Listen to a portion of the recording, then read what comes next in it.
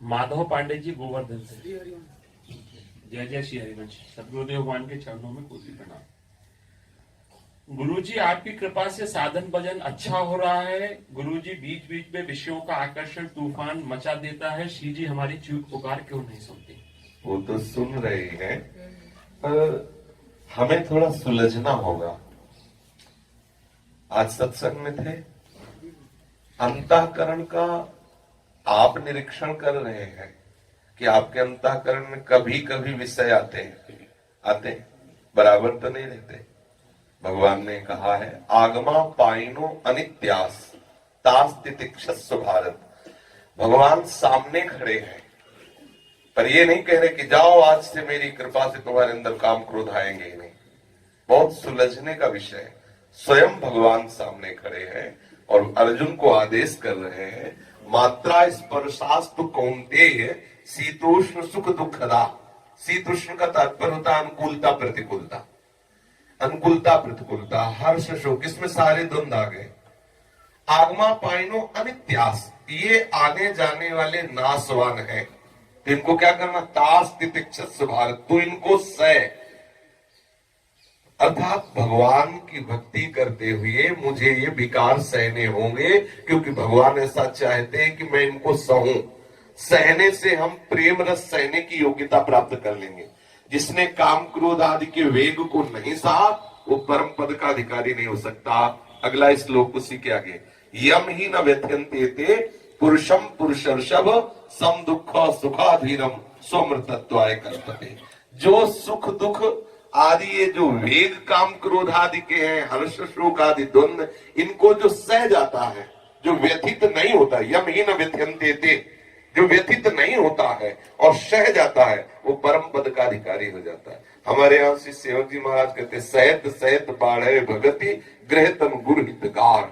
जो सह गया सो साधु, सहनशील आशय उदार धीरज सहित विवेकी।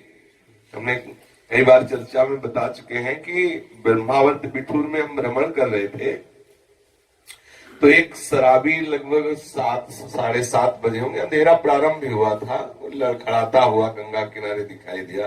इधर नई अवस्था थी, तो हम मनोरंजन के लिए देखते हैं क्या बोलेगा, क्योंकि ये डर तो था लेकिन पीटेगा। मतलब एक बड़ी बेपरवाही थी। नजदीक बुलाया, हमारे साथ चलो। उसने कहाँ ले जाएंगे थे, मतलब कोई भय नाम की वस्तु नहीं थी। पीछे चले गए तो उसने श्री विग्रह को दिखाया। एक वैकुंठ धाम था, वहां बाहर ही एक श्री विग्रह लगा। बोले देखो इसे। तो हमें लगा कि ये कोई भगवान का आंतरिक संदेश हमें देना चाहता है, भले लीला शराब की करता, क्योंकि ये हमें भगवान के सामने लाया। बोला देख रहे हो? उनका जी देख रहे हैं। और लड़खड़ाते हुए उसने बोला कि जानते हो मूर्ति क्यों पूज रहे? तो हमने कहा कि भगवान की मूर्ति इसलिए पूज रही। बोले नहीं, ये मूर्ति संगमरमर की है। हम कहा है, और नीचे दिखा फर्श। बोले ये फर्श में भी संगमरमर का ही पत्थर लगा है। हम कहा लगा है, शराब के नशे में था। उसने कहा इस संगमरमर को तिल तिल काटा गया लेकिन टूटा नहीं, तो आज मूर्ति बन के पूज रहा है, और ये कमजोर संगमरमर पैरों के नीचे रौंदा जा रहा है। बोले भगवत मार्ग में चले, कमजोर मत बनना। हमका ये तो ब्रह्मसूत्र का उपदेश कर रहा है।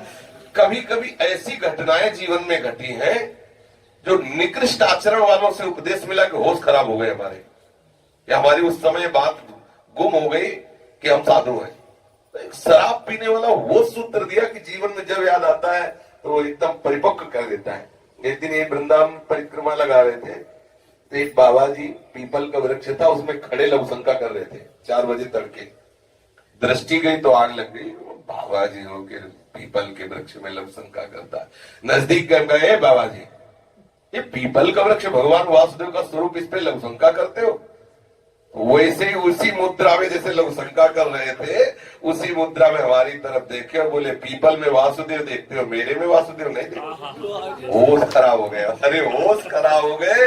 मैंने उसी समय प्रणाम किया और कहा भगवान मैं जान नहीं पाया, वास्तविक गलती हो गई मेरे से कि पीपल में तो वासुदेव देख रहे हो।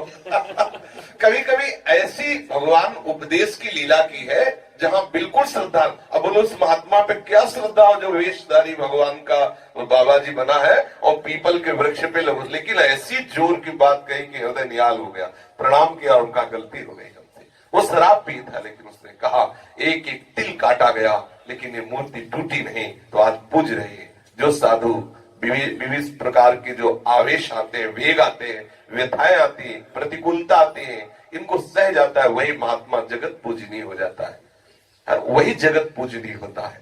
तो हमें ये चाहिए कि काम क्रोध लोग आए तो घबराना नहीं है, हमें उनके अनुसार चेष्टा नहीं करनी, हमें सह जाना है। तो सहने से नष्ट हो जाते हैं, भोगने से तृष्णा और काम और बढ़ जाता है, और अगर हम सह गए तो धीरे धीरे शांत हो जाते हैं।